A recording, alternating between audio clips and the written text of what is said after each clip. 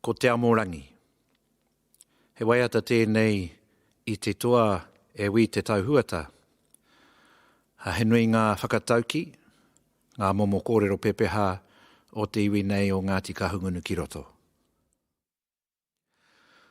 Ko te amorangi ki mua, ko te hapaio ki muri te tuturutanga mahi pono, te Māori mana motu hake he mango pare amohia o te wakataki te mu hei whakakuite tanga hei whakakite ngā erere te huata hopuki a erere te manuka tomoki a e kore ngaro te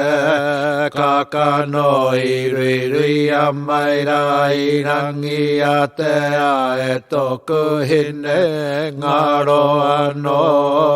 hewa kai ngā e hoki a ana mai ki ngā raumuri muri aroha kia hora te marino kia papapo na mute moana kia tere te karohi rohi ko te atua te kupu tuatahi ko te atua te kupu haka mutunga kia haka painga te ingoa o ihoa pai a te ite kaurangi o te wakataki te mu.